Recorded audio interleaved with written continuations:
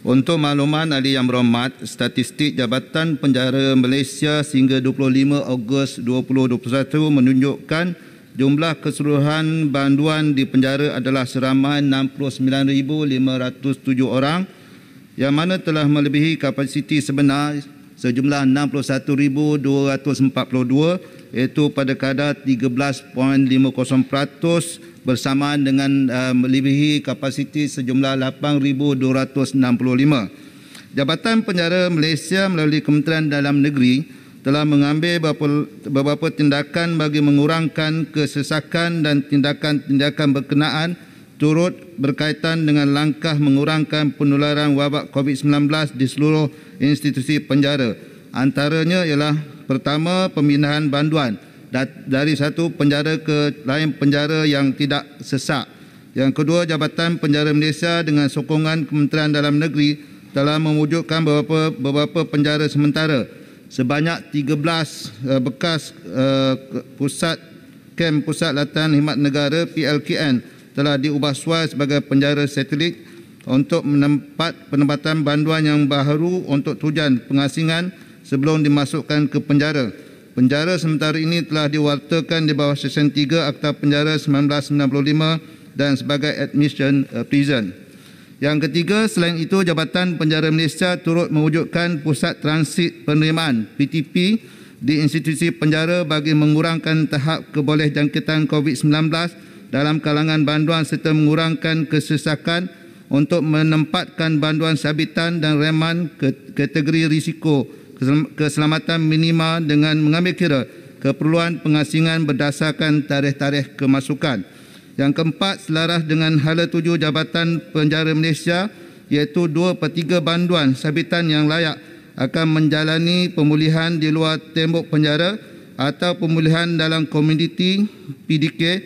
Langkah-langkah mengurangkan kesesakan melalui pelaksanaan dan pemerkasaan, iaitu yang pertama, pelepasan secara perintah parol, yang kedua, perintah kehadiran wajib, yang ketiga, pelepasan awal 14 hari, keistimewaan bagi banduan peringkat khas, keempat, program reintegrasi penghuni industri, kelima, program corporate smart internship, keenam, pelepasan banduan secara lesen, ketujuh, pusat pemulihan pemasyarakatan atau program reintegrasi pengundi. Yang ke-8, rumah perantaraan.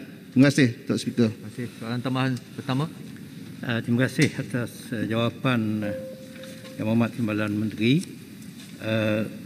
Berikutan kesesakan penjara sekarang ini, dalam keadaan masih juga ada penyakit-penyakit berjangkit yang lain, bukan sahaja COVID-19 seperti influenza, TB, hepatitis C yang juga boleh membawa maut di kalangan banduan. Apakah perancangan sekarang dan masa akan datang Kementerian untuk menangani masalah ini? Terima kasih, Datuk Yang Pertua. Terima kasih. Input Timbalan Menteri. Terima kasih, Datuk Yang Pertua. Untuk pengetahuan yang berhormat, bahawa memang setiap masa penjara mewujudkan beberapa bilik-bilik khas untuk menempatkan rawatan penyakit berjangkit seperti mana yang telah disebutkan oleh Yang Berhormat, iaitu penyakit TB, kusta dan lain-lain penyakit yang berjangkit. Yang keduanya, kita mengadakan mewujudkan klinik penjara, iaitu pegawai perubatan KKM dan dilengkapi dengan fasiliti ward. Yang ketiga, iaitu bilik khas rawatan bagi banduan dan tahanan yang tidak mampu untuk menguruskan diri. Jadi saya percaya bahawa selain pada COVID-19, penjara Malaysia memastikan apabila ada penyakit berjangkit, kita asingkan banduan-banduan tersebut. Terima kasih. Soalan tambahan. Tuan Ketua. Soalan tambahan. Soalan tambahan. Tuan Ketua. Soalan tambahan kedua, saya jemput Yang Berhormat Jelutong. Terima kasih, Tuan Speaker. Saya terlebih dahulu ingin berterima kasih kepada Kementerian Kesihatan. Pada hari ini dan kemarin kita dapat pengumuman bahawa murid-murid sudah mula diberi vaksinasi. Ini adalah berita baik.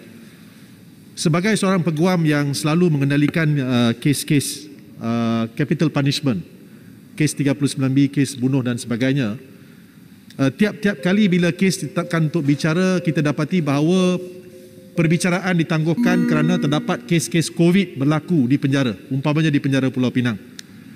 Dan saya juga turut simpati dengan ahli-ahli keluarga yang masih menunggu perbicaraan mereka di mahkamah.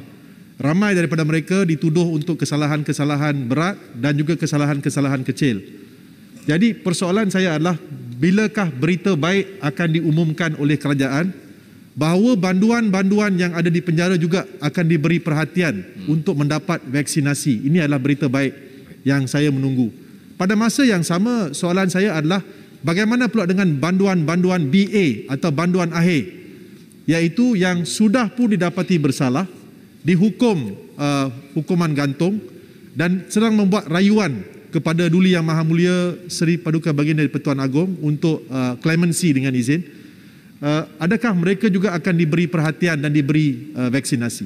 Jadi persoalan saya dengan ringkasnya, bilakah banduan-banduan di penjara-penjara di Malaysia, sama ada kesalahan-kesalahan berat atau kesalahan-kesalahan kecil, akan mula diberikan vaksinasi? Dan satu lagi soalan adalah, apakah vaksin yang akan diberikan kepada mereka? Permintaan saya, mereka juga wajib dan wajar diberi vaksin yang terbaik, iaitu Pfizer. Terima kasih. Saya Tuan Sela, Malam Menteri. Terima kasih Yang Berhormat. Sahabat saya selalu ambil berat tentang masalah rakyat, terutama sekali yang banduan-banduan yang berada di dalam penjara. Memang saya akui bahawa kumulatif kes COVID-19 positif yang melibatkan banduan dan juga kaki tangan serta keluarga adalah sehingga kini 51,123 orang, termasuk baby yang dilahirkan seramai 9 orang. Dan kita percaya bahawa, kita yakin bahawa Kementerian Dalam Negeri sentiasa memastikan semua anggota dan juga klien kita yang berada di dalam penjara akan menerima suntikan vaksin, dan kita akan buat secara berkala dan memastikan supaya tindakan terus dapat dilakukan. Terima kasih Yang Berhormat. Terima kasih.